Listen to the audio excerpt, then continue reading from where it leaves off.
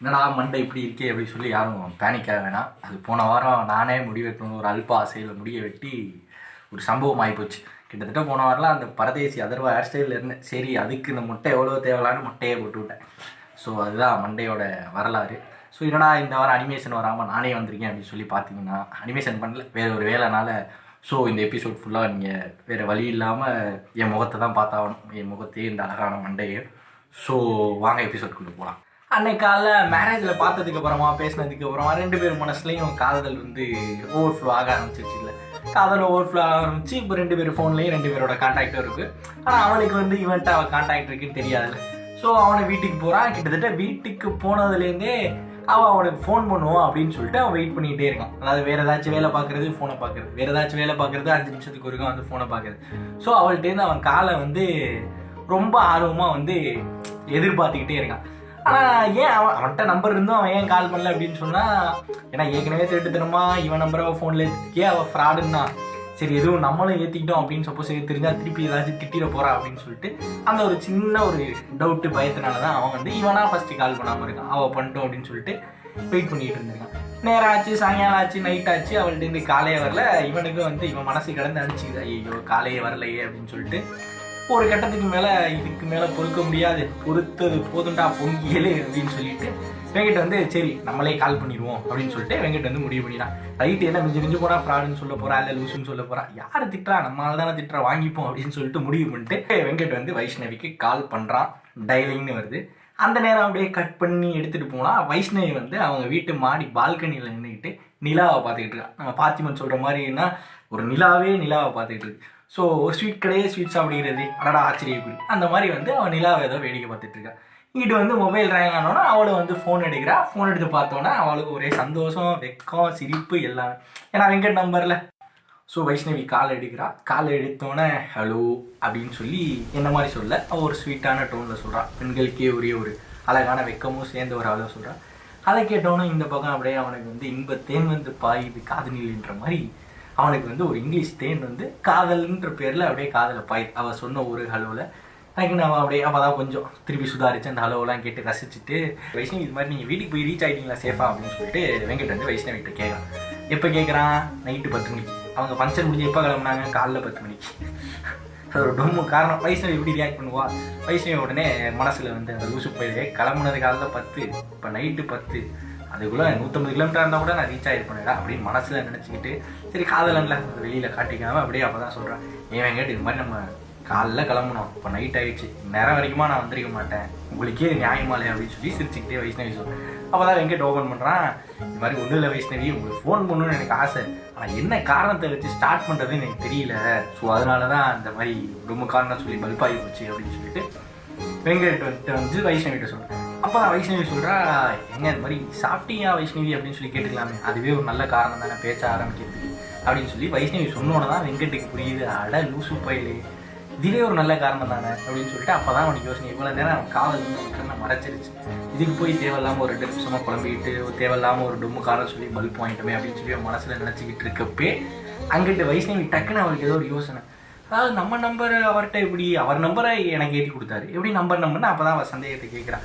வெங்கட் இது மாதிரி, அதாவது உங்கள் நம்பரை நீங்கள் எனக்கு ஏற்றி கொடுத்தீங்க, ஆனால் என் நம்பர் தான் உங்கள்கிட்ட இல்லையே அப்படின்னு சொல்லிட்டு வெங்கட்டை வந்து வைஷ்ணவி கேட்டோன்னா தான் வெங்கட் ஐயோ மாட்டிக்கிட்டோமே அப்படின்னு சொல்லிட்டு, ஒன்றும் இல்லை வைஷ்ணவி, அதாவது என் நம்பரை உங்கள் செல்லில் ஏற்றி கொடுக்குறப்ப ஒரு மிஸ்டு கால் கொடுத்து அப்படியே எனக்கும் ஏற்றிக்கிட்டேன் அப்படின்னு சொன்னால் தான் அவன் அந்த பக்கம் மனசில் சிரிச்சுக்கிட்டு, அப்போ தான் வைஷ்ணவி வந்து ஏன்னா ஃப்ராடுங்க நீங்கள் அப்படின்னு சொல்லிட்டு சிரிச்சுக்கிட்டே சொல்கிறான். சரி வெங்கட் என்ன பண்ணுறான், சரி வராது டாப்பிக்கை மாற்றுவோம் அப்படின்னு சொல்லிட்டு வெங்கட் என்ன சொல்கிறான், இன்றைக்கி நீங்கள் கட்டியிருந்த புடவை ரொம்ப அழகாக இருந்துச்சு வைஷ்ணவி அப்படின்னு சொல்லி வெங்கட் சொல்கிறான். சொன்னோன்னா அந்த பக்கம் உடனே வைஷ்ணவி புடவை தான் நல்லா இருந்துச்சா அப்படின்னு கேள்வி கேட்குறேன். உடனே வெங்கிட்டு சும்மா இருப்பானா, லவ்வை வளர்க்கணும்ல டக்குனு வெங்கிட்டு சில அந்த புடவை அழகாக இருந்ததே நீங்கள் கட்டியிருந்ததுனால தான் வைஷ்ணவி அப்படின்னு சொல்லி இவன் டடக் டடக் டடக் டடக் அப்படின்னு. அந்த பக்கம் அவளுக்கு ஒரே சந்தோஷம் ரைட்டு அப்படின்னு சொல்லிட்டு அவளுக்கு ஒரே சந்தோஷம்.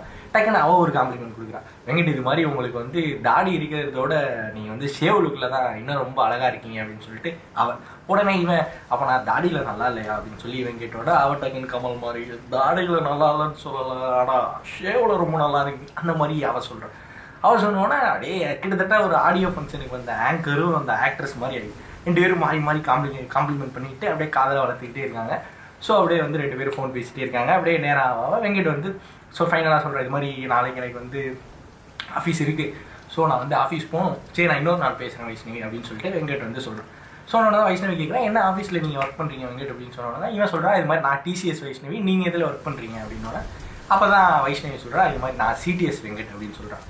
இவன் டக்குன்னு ஆஃபீஸ் பேர் தெரிஞ்சோன்னா வைஷ்ணவி உனக்கு கவனிச்சிங்களா, இது மாதிரி நான் வேலை பார்க்குற ஆஃபீஸ் டிசிஎஸ், நீங்கள் பார்க்குறது சிடிஎஸ், ஒரு லெட்டரை மாற்றி போட்டாலே 2 பேரோட ஆஃபீஸ் வந்துடும் எப்படி அப்படின்னு சொல்லிட்டு இவன் சிரிக்க ஆரம்பிச்சிடறான். கிட்டத்தட்ட வைஷ்ணவி அந்த மண்டபத்தில் ஒரு ஜோக் சொன்னாலும் ஜோக்குன்னு நினச்சி அவளையே சொன்னாங்க, உங்கள் பேரும் வீல ஆரம்பிக்குது என் பேர் வீல ஆரம்பிக்குது அவளே சரி. அந்த மாதிரி இவனும் உனக்கு நான் சலைச்சவன் இல்லை அப்படின்னு சொல்லிட்டு இவன் அந்த சிடிஎஸ் டிசிஎஸ் ஜோக்கை தங்க வர மாதிரி போட்டோன்னே அவளும் சிரிக்க ஆரம்பிச்சிட்டா, இவனும் சிரிக்க ஆரம்பிச்சிட்டா.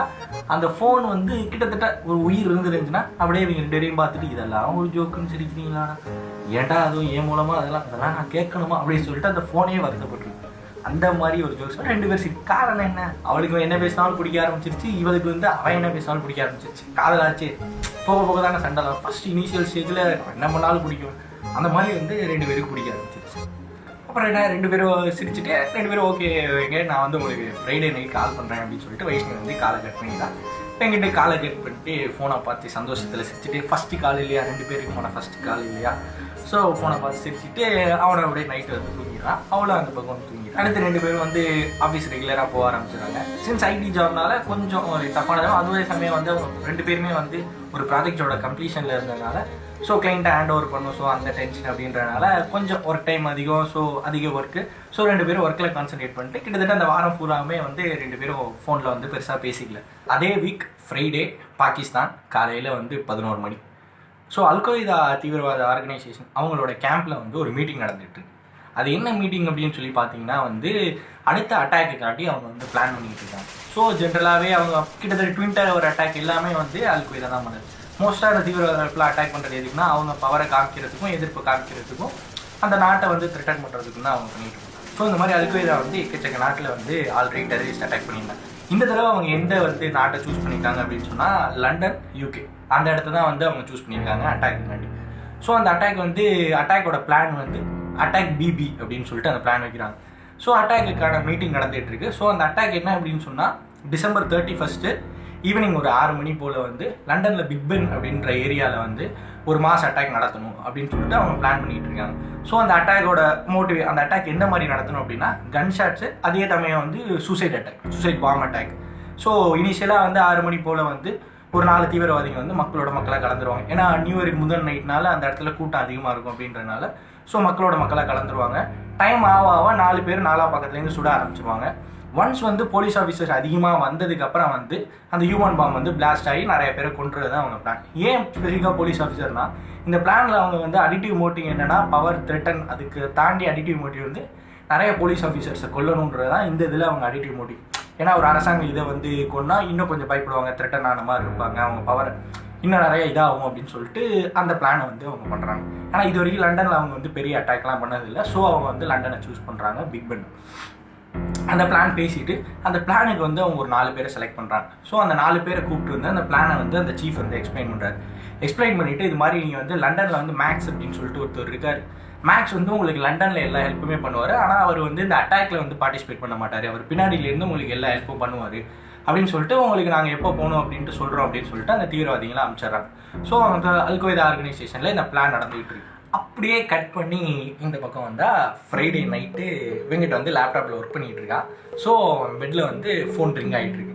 சரி யார் ஃபோன் பண்ணுறா அப்படின்னு சொல்லிட்டு அதை எடுக்கலாம் அப்படின்னு சொல்லிட்டு அவன் ஃபோனை எடுத்து பார்த்தோன்னே கிட்டத்தட்ட அவங்க முகம் எப்படி பிரகாசமானுச்சுன்னா எப்படின்னா அந்த ஆர்பிடி விளம்பரத்தில் மாடெல்லாம் சிரிக்கிறப்போ ஒரு மாதிரி பிரைட்டாக இருக்கும், அந்த மாதிரி ஆள் பிரைட்டாக இருக்கும். அந்த பிரைட்னஸ் காரணம் வேறு என்ன, அந்த கான்டாக்ட் யாராக இருப்பா அவங்களுக்கே தெரிஞ்சிருக்குமே, வைஷ்ணவி தான்.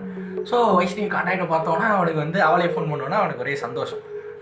எந்த மாதிரி சந்தோஷம் அப்படின்னு சொன்னால் கிட்டத்தட்ட வந்து ரொம்ப நாளாக கமிட்டே ஆகாமல் வெறுத்து போய் சிங்கிளாகவே இருக்கணும், திடீர்னு ஒரே சமயத்தில் பல ப்ரொபோசல் வந்தால் எவ்வளோ சந்தோஷப்படுவோம், அந்த மாதிரி அவனுக்கு வந்து அவள் காலை பார்த்தோடனே வந்து சந்தோஷம். இவங்கிட்ட வந்து அப்படியே சிரித்த முகத்தோடய வந்து காலை எடுக்கிறான். காலை எடுத்துட்டு வைஷ்ணவி இனியா நான் எதிர்பார்க்கவே இல்லை அப்படின்னு சொல்லிட்டு காதலில் குழந்தை மெலிஞ்சு காதலோட வெங்கட் வந்து வைஷ்ணவிகிட்ட பேசுகிறான். அங்கிட்டு வைஷ்ணவி வந்து அவன் நான் இருக்கு நல்லா இருக்கீங்களா அப்படின்னா, வெங்கட்டும் நான் நல்லா இருக்கேன் நீ நல்லா இருக்கியா அப்படின்னு சொல்லிட்டு ஃபார்மலாக 2 பேரும் கொஞ்சம் நேரம் பேசிட்டு, ஆக்சுவலாக வைஷ்ணவி எதுக்கு வெங்கட்டு கால் பண்ணியிருக்கா அப்படின்னு சொன்னால் அவளுக்கு வந்து வெங்கட்டை அதுக்கு அடுத்த நாள் சந்திக்கணும் அப்படின்னு சொல்லி ஆசை. அதாவது சாட்டர்டே வந்து வெங்கட்டை வந்து மெரினா பீச்சில் சாயங்காலம் சந்திக்கணும் அப்படின்னு சொல்லிட்டு அது ஆசை. அதை அவள் எப்படி வெங்கட்டை கேட்டா அப்படின்னு சொன்னால் ஒரு மாதிரி இன்டைரக்டாக, அதாவது வெங்கட்டா புரிஞ்சுக்கணுன்ற மாதிரி கேட்டா. சில நேரம் 2 ரகம் இருப்பாங்க, ஒருத்தவங்க எதாக இருந்தாலும் டைரெக்டாக கேட்டுருவாங்க, இன்னொரு ரகம் எப்படின்னா நம்மளா புரிஞ்சுக்கிற மாதிரி ஒரு மாதிரி சுற்றி வளர்ச்சி கேட்பாங்க. ஸோ வைஷ்ணவி வந்து அந்த ரகம். ஸோ வெங்கட்டை வந்து வைஷ்ணவி எப்படி கேட்குறா அப்படின்னு சொன்னால், வெங்கட் இது மாதிரி நாளைக்கு நீங்கள் மெரினா பீச் சாயங்காலம் 6 மணிக்கு போவீங்களா அப்படின்னு சொல்லி கேள்வி மாதிரி அவன்கிட்ட கேட்குறான். வெங்கட்டுக்கு அர்த்தம் புரியாமல் இருக்குமா, அவனே எப்போன்னு காத்திருக்கான். ஸோ அவனுக்கு புரியாமல் இருக்குமா, அவனுக்கு தெளிவாக புரிஞ்சிருச்சு இவன் வந்து அவனை அடுத்த நாள் வந்து மீட் பண்ணும் அப்படின்னு சொல்லிட்டு ஆசைப்படுறான். அதுக்கப்புறம் தலைவன் சும்மா இருப்பானா, சும்மா இருக்க விடுமா சொல்லி டக்குன்னு அவனை ஒரு புருடாவை அதே நேரத்தில் ரெடி பண்ணி அவனை சொல்கிறான், வைஷ்ணவி என்ன கோயின்சிடென்ஸு, நானும் வந்து நாளைக்கு சாயங்காலம் 6 மணிக்கு வந்து மெரினா பீச் போகிறேன் ஃப்ரெண்ட்ஸோட அப்படின்னு சொல்லிட்டு அவன் ஒரு புருடாவை சுட ரெடி பண்ணி அனுப்புகிறான்.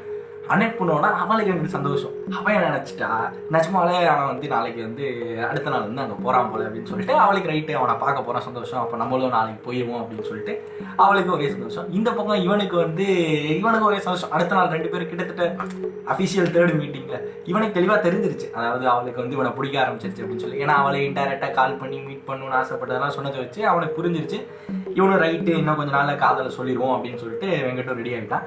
ஸோ 2 பேரும் அடுத்து வைஷ்ணவி சொல்கிறா, ஓகே வெங்கட் நாளைக்கு பார்ப்போம் அப்படின்னு சொல்லிட்டு அவள் வந்து காலை வைக்கிறான். அவன் காலை வைக்கிறதுக்கு முன்னாடி நான் வந்து அங்கே வந்தோடனே உனக்கு ஃபோன் பண்ணுறேன் வைஷ்ணவி சாயங்காலம் அப்படின்னு சொல்லிட்டு இவனு சொல்லிட்டு 2 பேரும் காலை கட் பண்ணுறாங்க. கட் பண்ணோன்னா வெங்கட்டுக்கு ஒரே குஷி, தலைவனையெல்லாம் தூக்கி போட்டு டான்ஸ் ஆடிட்டு அவளுக்கும் அந்த பக்கம் ஒரே சந்தோஷம்.